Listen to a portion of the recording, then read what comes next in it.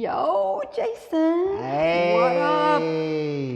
Hey guys, so we're here at the 4Art space and Jason has asked me to help him a little bit with trying to get better at time management, so that his projects and art, because you also do graphic and web design for people. So just to help him figure out how he can better manage his time in organizing and scheduling himself in his day. So I actually made this sheet, which I've been doing little by little as I've been mentoring people along the way. Because honestly, for me to do this, it's a big deal because with dyslexia, writing the information down is really time consuming, only because I can tell you way faster than I can formulate the words to put it down. But I did do my best due diligence to make a sheet for you. I suffer the same curse. I mean, I'm not dyslexic. My ADD. My brain moves too fast for scribbling stuff down. So I'm just like writing one thing, and then something else pops in my head. Like, oh crap, I got to write this down, and it's just a jumbled mess. Now for clients and everything, it's different because at that point it's like, okay, I I'm working towards someone else's deadline, so I always have to be. No, of course you have to be mindful of that. So I get so I'm putting. I definitely fall into the trap of putting others before myself. Right. And then you have to do that. And the only way to be able to manage all of that time is to really, dedicate your time each day, because it is a form of forming a habit. Right? Right. Because we do get caught up in the chaos. Sorry for the background noise too, because we have the air that turns on and off now, the heat. Oh yeah. So we got that noise. But anyways, I'm learning to also. I've always been very organized because, like you just said, my mind can get really chaotic, and the more I organize myself in linear ways, the less chaotic my brain is, because I've planned it out, I've written it out, I've scheduled it out, which since our last conversation, how have you started your organization? Did you get like a dry erase board or anything like that to kind of be up so you can see it? So right after we last spoke, I was actually going over to Joann Fabric. So for those who aren't familiar, it's a craft store, for like a better term,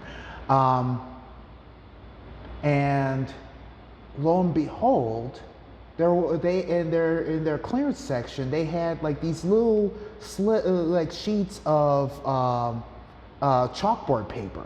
Oh. And so I grabbed one. I grabbed one of those. It was like $2. I grabbed that. When I took it home, I had some scrap pieces of wood. Slapped that on there, put some glue on it and everything, and some chalk markers later, I have like a to-do board. Nice.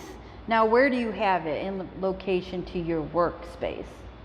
So my monitor is right. My monitor is like right, of course, going to be right in front of me. To the very left of it is where it sits. So right in your sight line. Yes. Okay, because that's important. Because you know, if it's out of sight, what does that mean? Out of sight, out of mind. Absolutely. So, and I have mine the same way.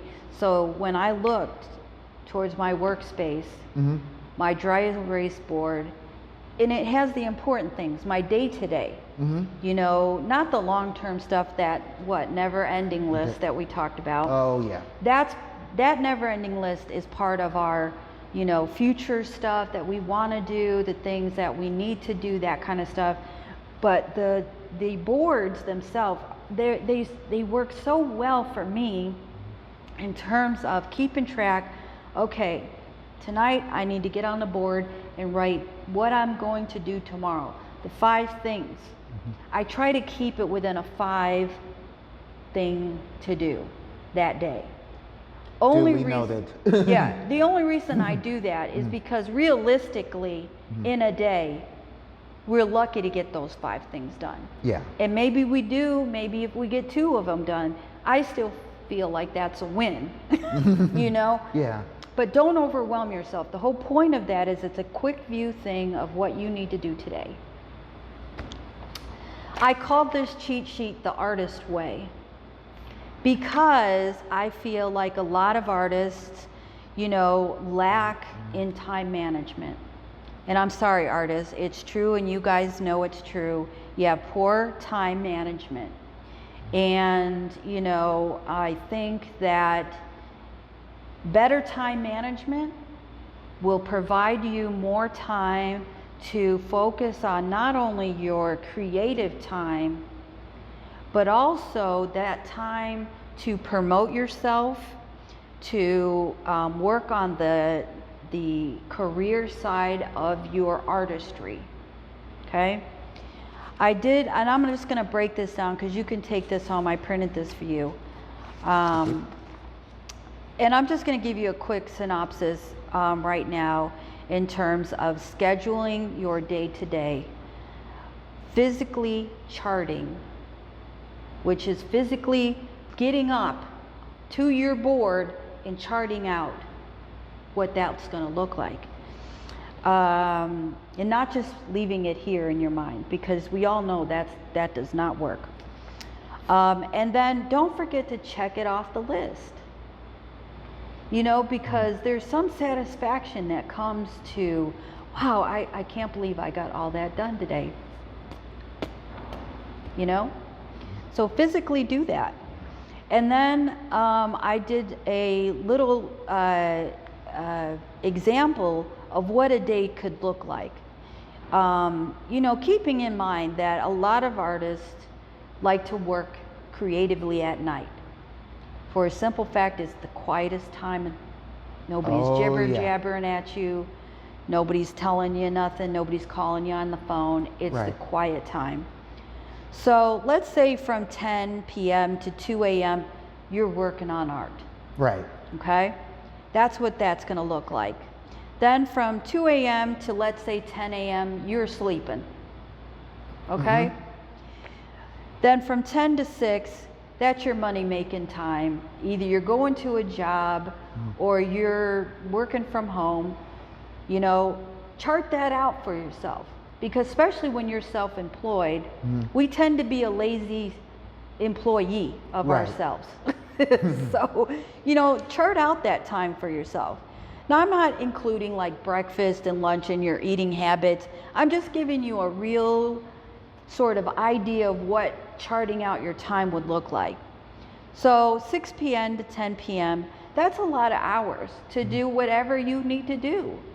Whether that's going to the store to get your groceries, doing absolutely nothing. Maybe you like video games, you're going to sit and do video games till 10 o'clock. I don't know. But from 6 to 10 p.m., that's 4 hours for you to get done anything you need to get done outside of creating art and working. You know, with that being said, you have plenty of time. The day is long and wide.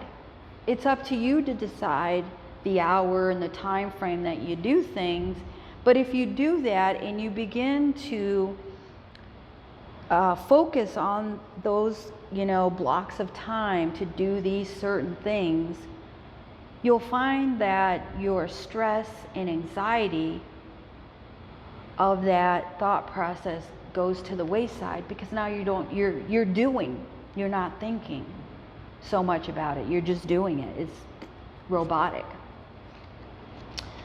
So I thought that would be interesting just to see that, because we don't think about that on a day-to-day, how much time we spend doing this, that, and the other.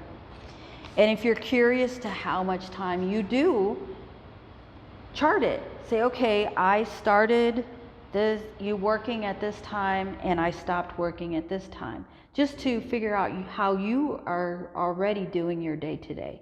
Start writing it out. And then you're going to be like, wow, that's a lot of time I spent on just sitting here and really just Googling stuff, because we can get lost in that. Oh yeah. But if you find that you get lost in that often, actually seeing the amount of hours that you've sat there is really going to be mind-boggling. And that helps you to retrain your brain of, paying attention to what you're doing on a day-to-day. And then these are just, at the end, just more suggestions in terms of what you're already doing with setting up a to-do list board. However you guys want to do it, you want to paint it out, you want to sketch it out, you want to use a dry erase board, a magnetic board, or however it is that you think will help you organize your time on a day-to-day, then that's great. It really does help me, because like I said, when we're artists, art needs to have a dedicated time.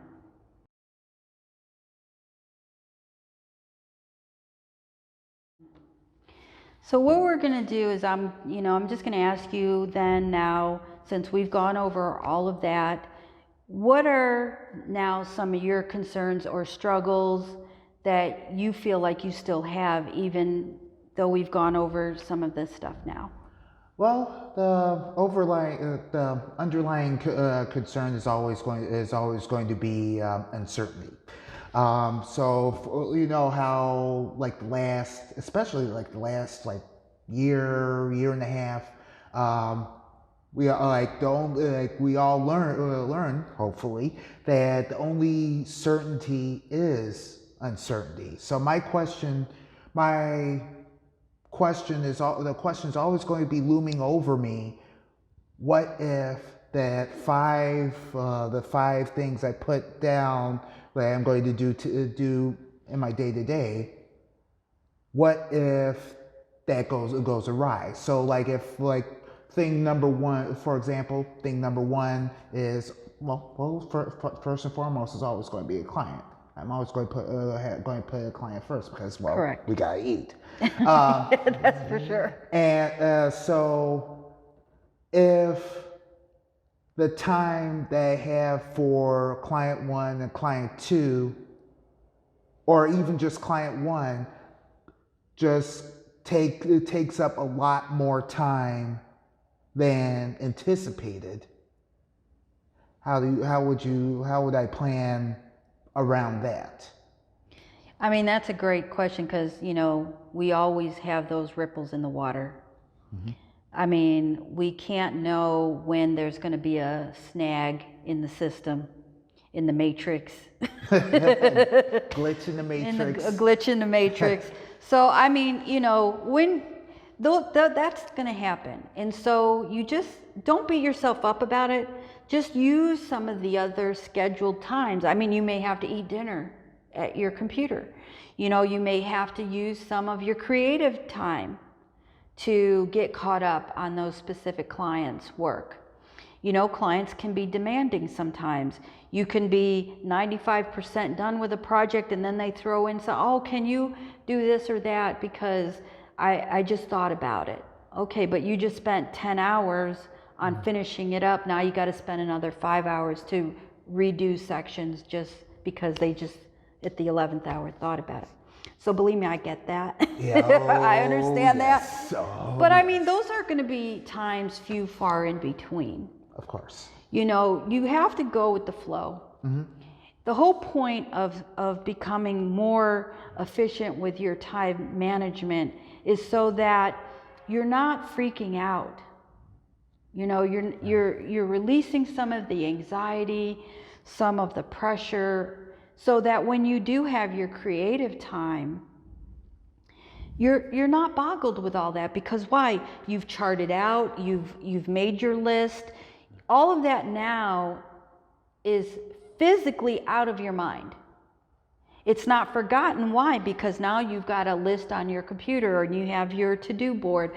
So all that is charted out, so that now you're free to, you don't have to think about it anymore. Okay?